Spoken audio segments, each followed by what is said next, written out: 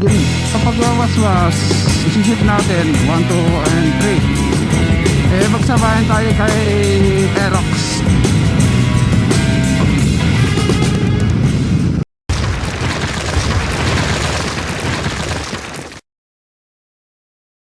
Yung mga peng dahil bang mahal dun sa Bulalos Point, di na tayo kumain dun. Dito na lang sa Jollibee Tagaytay, kalong Nasugbu Tagaytay Road. Yo, what's up mga peng? Oh no! Uy, ganun.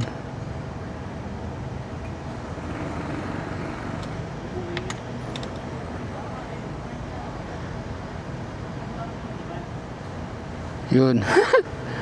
Wala ko yung CBT ko umilaw. Yung para, yo, what's up mga payo? Good morning and welcome na naman sa another episode. For today's episode, try natin magwaswas top speed. Ilagay natin sa S mode. Yan, S mode, tapos setting, traction off. Right, below 96 natin, ibig sabihin naka off na yung traction control natin. So what's up, let's go.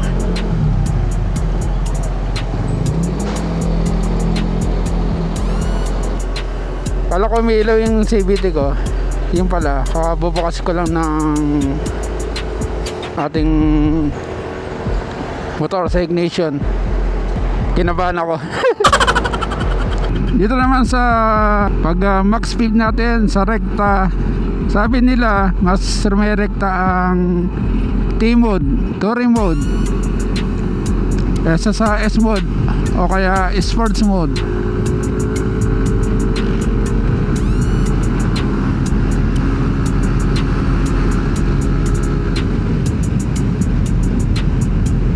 So tignan natin. So waswas mode tayo mga pengo. May mahabang diretso, bibira tayo, wawaswasin natin, pupultrate natin. So yung mileage naman ito, tapos nasa break-in period. So pag wawaswas, sisip natin 1, 2, and 3. Level 1, level 2, saka level 3. In level 1, mahinang torque, low torque. Tapos level 2 ay mid torque, and level 3 is high torque. Tapos pag nakarekta na, naka 100 na, 120, i-blip natin para bumaba yung shifter natin. Oh, sugo! Dito maluwag na, kaya lang maraming kasabayan na mabibilis. Hanap tayo ng open area. Sa banda rito yan. Pagsabayan tayo kay Aerox.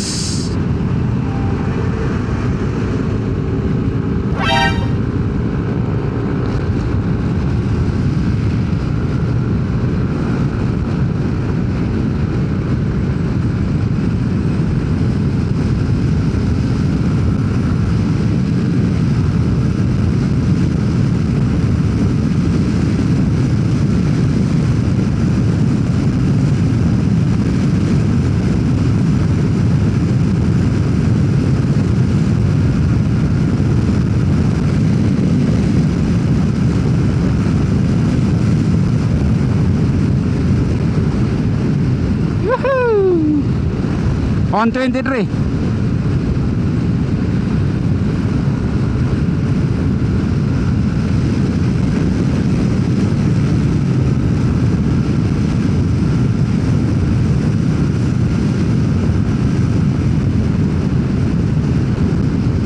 Wait lang. Hindi tayo nakapagkambyo.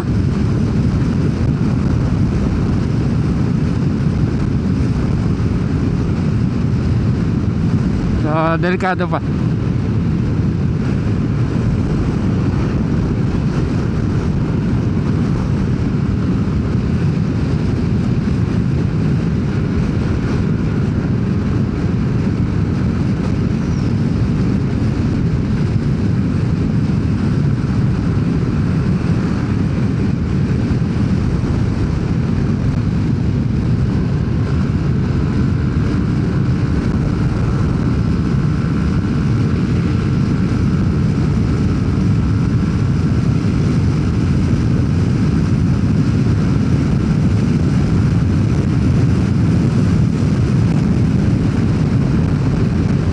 124.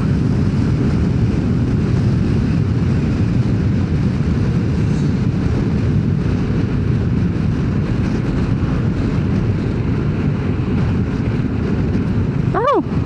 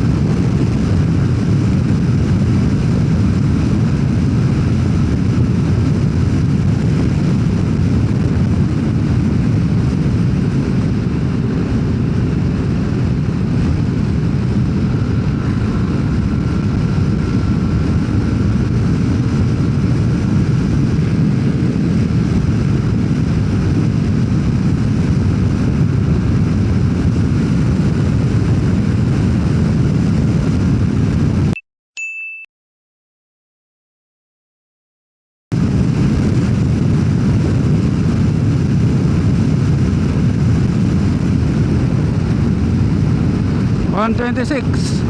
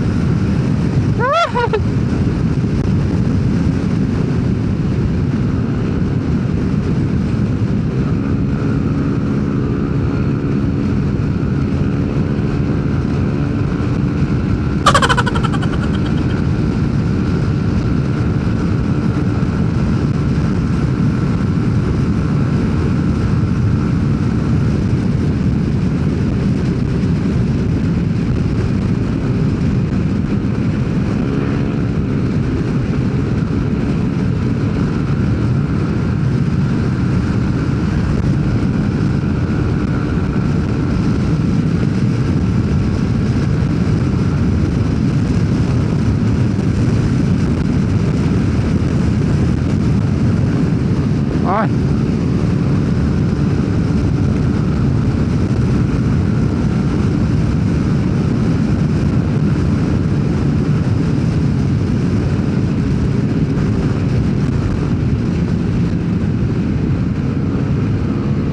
Kinakapas tayo.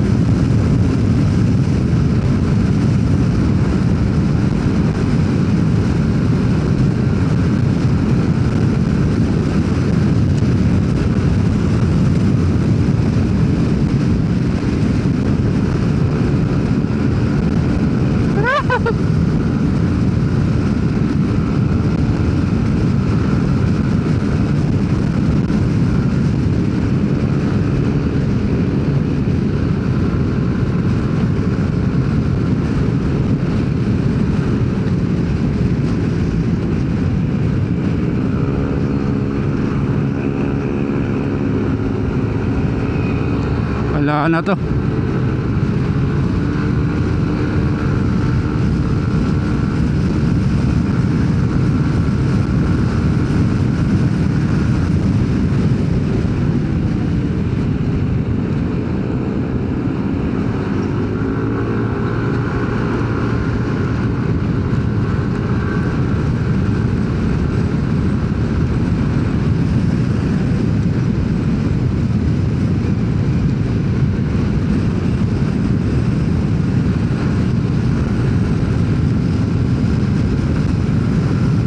iwan na tayo.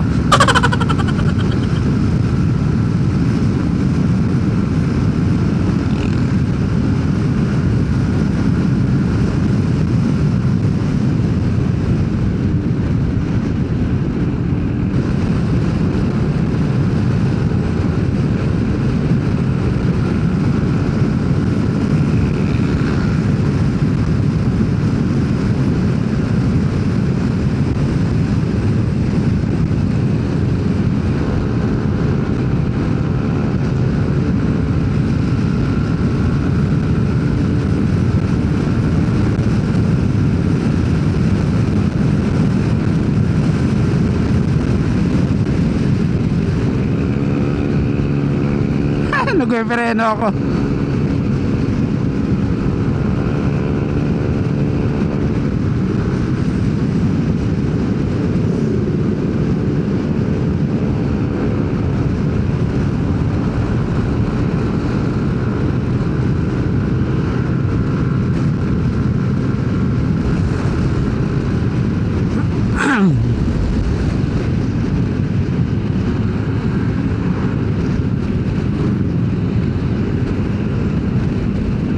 Marami ng kasabayan.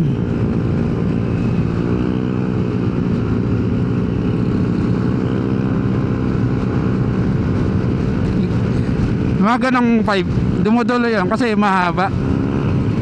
Tapos yung tubo niya same sa stock, kasing ganon. Dumudulo rin yung Aerox eh. Aerox na version 1.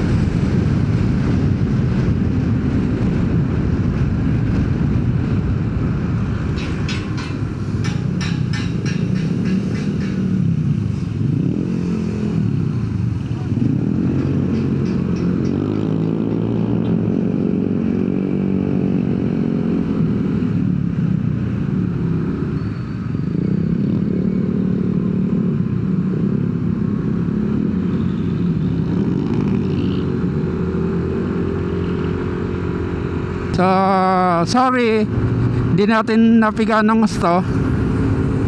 Ilan napiga natin?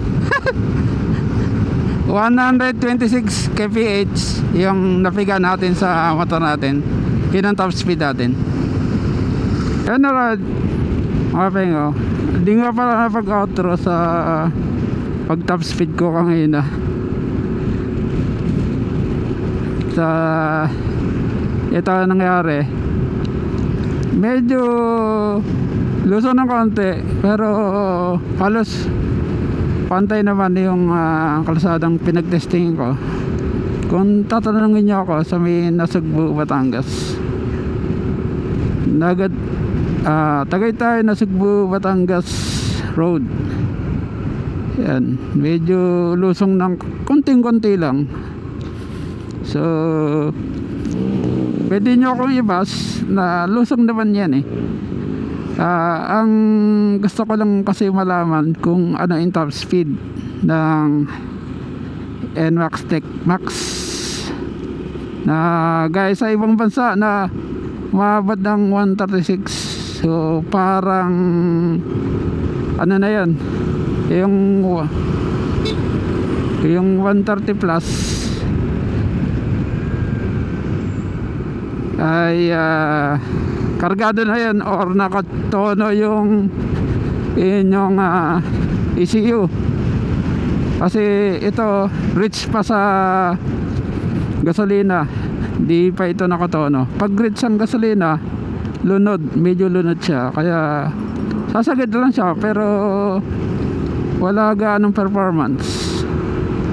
Meron pa nga akong hatawan or kawaswasan na Aerox B1, doon din papunta pa Nasugbu, pero Pabatangkas siya pakaliwa, ako pakanan. Halos nagpapantayan lang kapag birahan, nagkakapantayan lang kami. Siya naka straight body lang, ako medyo yoko ng konti kasi nga malakas ang hangin, saka mas mabigat to.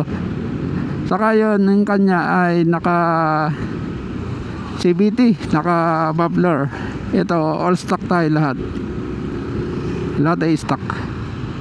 Naka gas lang tayo ng 95 octane. Saka sa arangkada mas maganda to kasi merong cambio. So wala magagawa, ganun lang yung datos natin eh.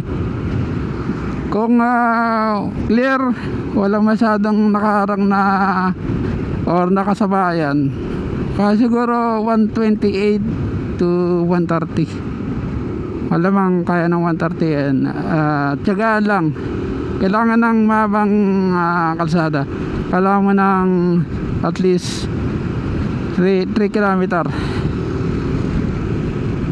na full throttle. So ilan na kaya natin. Hindi man ako nag-promise na top speed talaga. For our safety, medyo nag-iingat tayo. Ingat lang tayo. Huwag ka masyadong mag top speed. Huwag tayo masyadong mag top speed. Pwede kaya mga scooter dito, yung 155cc dito sa Villar City. Hindi ko alam eh. Ang iba nakakadaan kasi. Comment down below kung pwede para shortcut natin. So yun lang mapping yun ang naging top speed natin. Yan ang ride mapping kayo comment down below kung ilan ang top speed nyo sa inyong NMAX, TechMax or NMAX B3 standard. Ilang mapping ilang nakayanan natin. Kaya pa ng puso, kaya pa ng dibdib, kaya lang maraming kasabayan. Ayan, alright mapping hanggang sa muli sa another episode. Nasa Cavite ako. Stay safe and ride safe always. And bye bye.